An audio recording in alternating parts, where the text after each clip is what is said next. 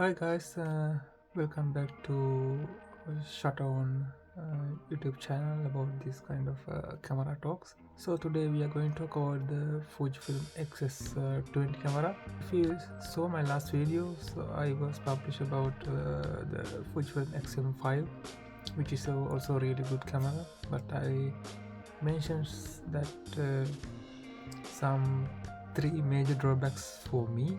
Yeah, they may be not for you, but for my personal opinion there are some drawbacks of that XM5 that made me move into that another camera. Then I selected this XS20, which I thought that slow some of my problems with XM5, so I will go with today. So why I choose XS20 over XM5? This is a kind of it's like a same camera, like, because it's a kind of XM5 is kind of a little brother of XS20, because they have share the most of same features. There are some lacking features, but they share the most of same features. They both good for the both for the hybrid shooter like me, for if we do some videos and photos as well. So I think this kind of camera is really good, rather than going through that like more legendary style Fujifilm cameras like X-T3, X-T5, something like that, which has so many top old school dials, like ISO dial, then you have shutter dial, and then you have exposure compensation dial here for the most of the more retro style looking cameras from Fujifilm. So for the X-S20 I chose because it has the legendary that most very capable X-Trans4 CMOS sensor, which is really because this colors from the X-Trans3 sensor also, but I like the colors from my beloved X-T3. So I thought this is a kind of same thing, so that X-S20 is very good fit for me, and also very high quality video recording, video capabilities like 6.2 open gates. I rarely use it, but it's nice to have some kind of this box here resolution for both vertical and horizontal video content. And also the main thing is that this one has XS20 as IBIS, lack of the major feature of the XM5. So for the photo perspective, I don't think the IBIS doesn't matter very much. It helps a little bit, but not a lot. But in the video format, I think it's nice to have IBIS. I know that is not do the big difference, but it's nice to have for the small movements of your hand when you do some small video recording for your contents. So it's nice to have, because this XM5 is really terrible without IBIS, even though the lens has OIS, because normally I use this very XE15 to 45, the kit lens, which has OIS, but it doesn't look good on XM5. I don't expect much from also in this camera, even though this has IBIS, but it's kind of it make your videos a little better. This is really good combination, because this camera with 15 to 45, it's quite cheap, and this lens is really cheap, and also very compact mode, because that is why I use the same lens for this my X-T3, which is also really compact. For the photo wise, this X-T3 is unbeatable. It's really good camera for the photo. Another thing is this one don't have weather sealing. XS20, it doesn't bother me much, but I really use my X-T3 for some rainy weather condition. I really appreciate that in the road trips. But XS20 mostly I will use for the videos in the indoors, probably, but I'm not sure. Let's see. But I thought not having a weather seal is not a big problem. Yeah, but let's see. The next point is a really good build quality, because one of my complaint for the XM5 was that this rubber texture feels very plasticky, and the whole camera was quite plasticky, but it's good. not that terrible bad. For the XS20, it is much better. It's like a same rubberized texture here. Also really good grip. The grip is most talkative and most discussion cause topic for the most Fujifilm cameras. So XS20 has a really good grip. Like it's really feel very secure in the hand.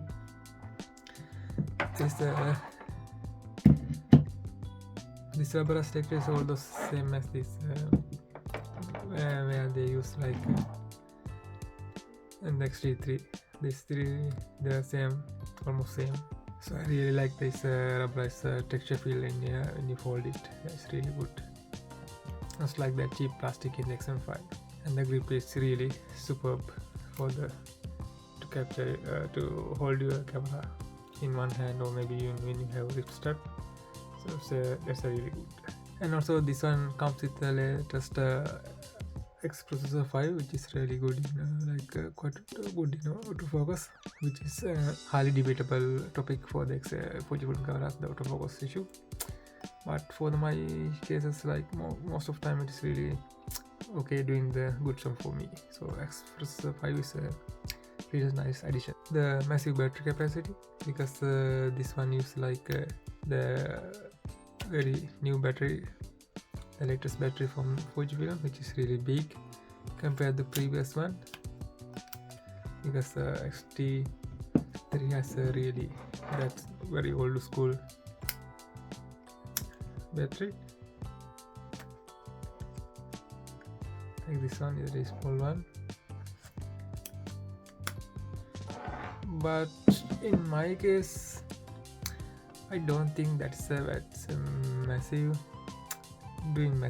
difference for me, my workflow, because I already has a couple of batteries for this old school batteries. So for normal casual, like a hobbyist photographer or videographer, I think this small batteries is quite good enough. But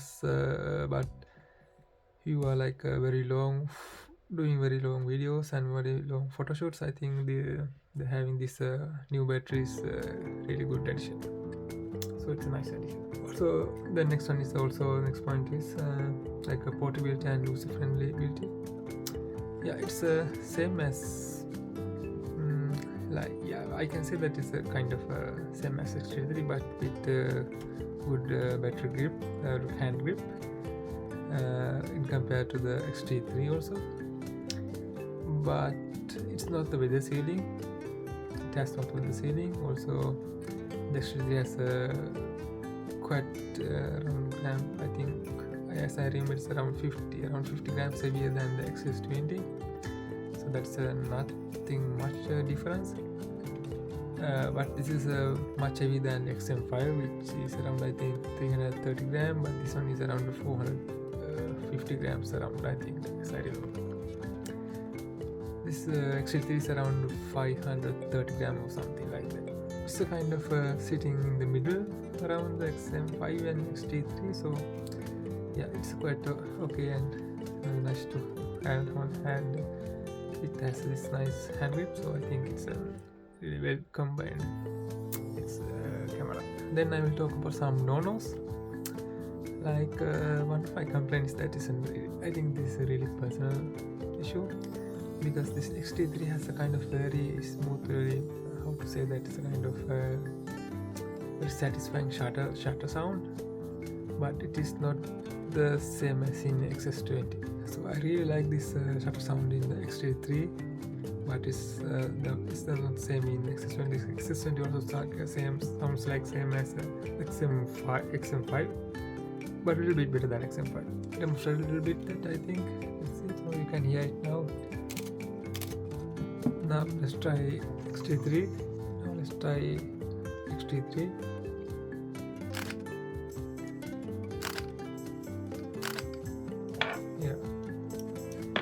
In XS20 it's a kind of very not very firm sound, but in X-T3 it's a kind of very firm, like a very satisfying sound. In the XS20 kind of feels like it's quite loose, the shutter curtain maybe. Yeah, I think it's just for me, but I really like the X-T3. So that whether I'm considering whether I am going to sell it or not, because the only reason that that shutter sound, the smooth shutter sound, as well as the weather sealing. So the other thing is that flip out screen is not a big fan of that. It's good especially for the video recordings, but I really like this the flip out screen. It's really, I really like this flip out screens. Like it's like also it's a 3-way, like here. It's really good, like vertical shots as well as horizontal shot. Yeah, it is a very good.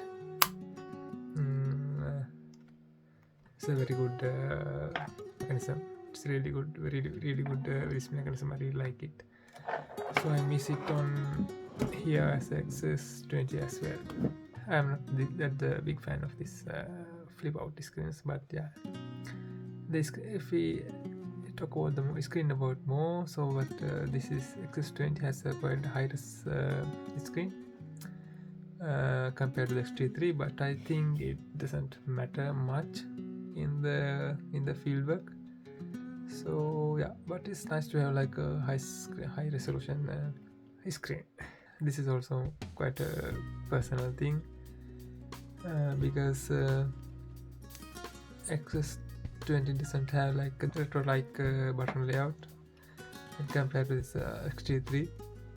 The X-T3 you have all these very good button dials like ISO and the shutter speed as well as the exposure composition dial, but in X-S20 you only have this more modern system of that PASM method dials. So it's quite yeah, it's kind of personal preference, but I really use this ISO dial, so I think it doesn't big thing for me. So maybe for you it's a really big thing to have like to have ISO dial, but for me it's okay. In X-S20 we have the same exposure compensation dial here, and also very traditional like a modern PASM dial, and here you can have also the film simulation, that is the Fujifilm cameras are known for.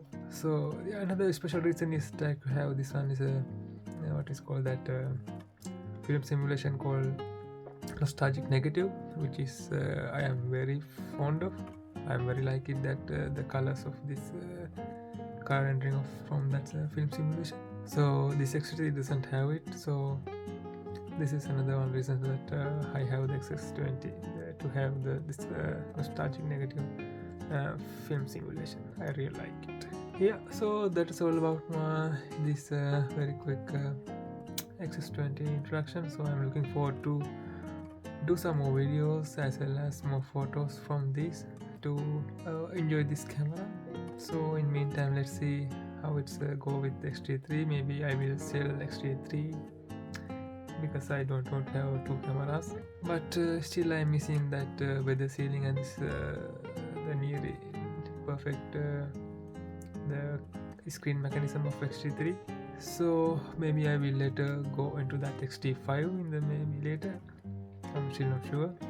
With this I'm going to finish this video. It's quite long, so but yeah, if you enjoyed it, yeah, just give me a thumbs up and subscribe for the channel for more new videos. If you have a question about X-T20 or X-T3, yeah, just leave a comment below. I'll try to answer it in the future. And until next video, so see you in next video.